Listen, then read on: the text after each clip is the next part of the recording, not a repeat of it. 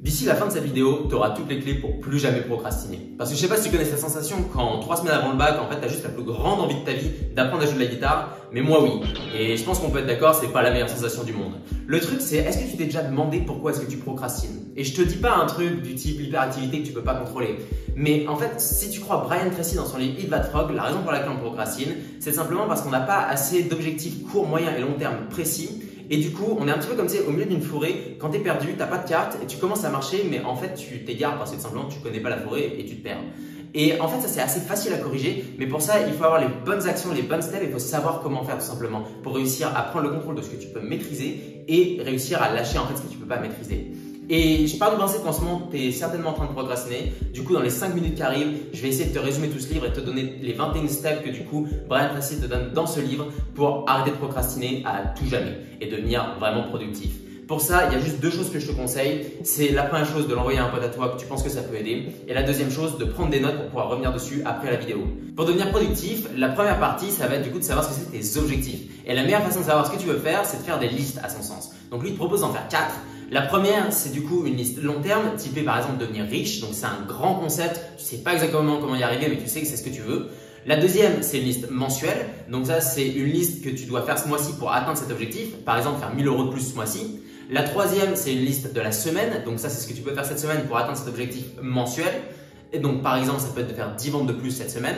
Et la quatrième liste, c'est du coup de faire ce que tu peux faire aujourd'hui en liste. Par exemple, si tu veux faire 10 ventes de plus cette semaine, tu peux faire 100 appels de plus par jour à des clients pour savoir s'ils veulent acheter ton produit. Et donc ça, au fur et à mesure, ça va t'amener à tes 10 ventes. Et ce qu'il faut que tu te dises, c'est que en fait, chaque grand concept que tu as, donc par exemple devenir riche, musclé, etc., ça peut paraître super dur comme ça, mais dans la réalité, si tu divises ça en plein de petites sous-parties, c'est pas si dur que ça. Et donc en fait, par exemple, si tu veux devenir musclé, ce qu'il faut que tu fasses, c'est juste manger du poulet et faire 30 minutes de sport avec un tuto YouTube à droite de toi. Et quand tu le dis comme ça, c'est pas si fou. Mais tous les objectifs, c'est un petit peu ça. Mais ce qui va te différencier des gens normaux, des gens ordinaires, c'est les actions que tu prends. Donc pour lui, tu fais tes 4 listes, tu sais exactement ce que tu dois faire aujourd'hui et tu te mets au travail. C'est un petit peu l'idée de manger la grenouille. Tout simplement, c'est la première chose que tu dois faire dans ta journée. Après, pour les mettre en place, il faut aussi que tu saches faire un classement. Parce que si tu as 50 objectifs, tu vas pas y arriver. Donc lui, ce qu'il te dit, c'est de suivre la règle des 3 et de prendre les 3 objectifs les plus importants dans ta liste d'objectifs long terme et de focus ton temps dessus. C'est ce qui va te permettre d'allouer assez de temps chaque jour pour arriver à des résultats dessus. Et pour ça, il va falloir aussi que tu comprennes que chaque action n'est pas égale. Autrement dit, si jamais tu veux devenir riche et du coup que tu lances une entreprise mais que tu passes tout ton temps à designer ton logo, tu vas pas faire plus de ventes alors que c'est les ventes qui vont te rapporter de l'argent. Donc il faut que tu saches en fait quelle action va te rapporter plus en fonction de ton objectif. Il n'y a pas de mauvaise action, il y a juste des objectifs différents. Et donc, il faut viser ça. Pour lui, c'est un petit peu le concept de Pareto, c'est-à-dire que tu as 20% de tes investissements de temps, d'action ou d'argent qui vont amener 80% de résultats. Donc ça vaut plus ou moins partout dans ta vie. Et l'inverse est vrai aussi, 80% d'actions amènent 20% de résultats. Donc, ce qu'il faut que tu te dises, c'est tout simplement qu'est-ce qui est intéressant. Et lui, il a une règle qui est plutôt sympathique pour ça, c'est la règle des ABCDE. En gros, c'est mettre une note devant chaque activité que tu as fait aujourd'hui ou que tu planifies de faire demain. Le A, c'est l'activité que tu dois faire à tout prix. Le B, c'est une activité qui est un petit peu moins importante, mais quand tu as fini tous tes A, tu peux y passer. Le C, c'est une activité que tu pourrais limite enlever, mais bon, si tu as le temps, c'est pas mal. Le D, c'est une activité que tu peux déléguer à quelqu'un d'autre parce que tu n'es pas le meilleur pour faire ça, ça va te faire perdre du temps ou tout simplement c'est pas intéressant. Et le E, c'est quelque chose que tu dois complètement éliminer. Donc il faut que tu quantifies ça en fonction de tes objectifs, non pas en fonction de ce qui est sympa, ce qui est joli à faire, parce que les activités qui t'amènent souvent 20% de résultats pour 80% de travail, c'est les activités qui sont sympathiques à faire. Donc pour éviter de terminer en burn-out et pauvre, si jamais ton objectif c'est d'être riche, en fait regarde vraiment en fonction de tes objectifs ce que c'est les actions que tu prends et adapte en fonction de ça et non pas en fonction de ce qui te fait plaisir à ce moment-là. En gros, l'objectif c'est de privilégier les conséquences long terme par rapport à la gratification instantanée pour éviter de faire 2 pas vers l'avant, 4 pas vers l'arrière. Et à partir de ça, c'est l'heure de prendre des actions et pour lui, il y a quelques steps que tu dois respecter pour réussir à que tes actions soient le plus bénéfiques possible.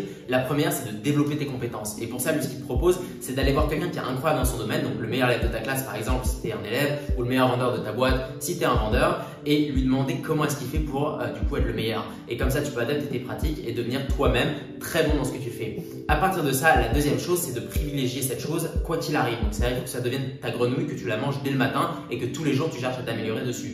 Pour t'améliorer, il te dit qu'il faut que tu prévois des périodes de temps qui soient assez grandes pour pouvoir vraiment rentrer dans un état de flow et au mieux finir la tâche d'un seul coup. Et pour réussir à faire ça de la meilleure des façons possibles, lui ce qu'il te propose c'est déjà dans un premier temps d'être positif, Donc pas de voir un problème comme un problème et du coup de passer 20 minutes quand tu vois le problème à te dire oh là là la vie elle est compliquée parce que ça ne va pas résoudre ton problème, mais plutôt de regarder le problème et de dire ok comment je peux le résoudre, ça va peut-être prendre moins que 20 minutes. Et la deuxième chose c'est que tu peux utiliser la technologie pour faire ça. Donc c'est tu peux utiliser des chaînes comme celle-là pour t'éduquer sur le management, le business en écoutant des gens comme du coup Brian Tracy qui sont des experts dans leur domaine, ou tu peux du coup prendre du temps et mettre sur tes alarmes sur ton téléphone que tu as 2 heures pour faire telle chose, te mettre une alarme et voilà, le téléphone il va t'aider. Et ce qu'il te dit c'est que cette technologie elle peut vraiment t'aider comme ça, elle peut aussi pourrir ta vie, donc il faut juste que tu saches en fait la façon de l'utiliser. Et il te dit aussi que cette technologie peut te pourrir ta vie, par exemple avec TikTok, qui va détruire ton cerveau avec la dopamine rapide, etc. Mais c'est aussi quelque chose qui est un petit peu nécessaire dans le sens où pour lui, si jamais tu vas être productif 100% du temps, ça va pas marcher, tu vas partir en burn-out. Donc il faut que tu prévois des périodes où en gros tu fais 2 heures de travail, 1 heure de repos. Et donc pendant cette heure de repos, tu peux te dire ok je vais être sur Insta pendant 1 heure. C'est pas mal, c'est juste que dans tes objectifs, il faut que tu prévois ça. Et il faut pas du coup que tu te dises à chaque fois que tu fais 15 minutes de maths, ah, je m'arrête, je vais faire 15 minutes de téléphone. Parce que j'ose bien imaginer que quand tu es sur ton téléphone et que tu procrastines, bah, au fond de toi, tu as toujours cette petite sensation qui te dit ouais, je suis en train de planter ma vie. Et du coup, pour éviter d'avoir ça, ce qu'il te dit, c'est de prévoir ces périodes de repos. Comme ça, tu n'as pas de moment au fond de toi où tu te dis voilà, là, qu'est-ce que je fais? Et tu passes vraiment du bon temps. Et voilà, en gros, c'est plus ou moins tous les conseils qu'il te donne pour choisir tes objectifs, les classifier, choisir ce que tu dois faire et prendre des actions.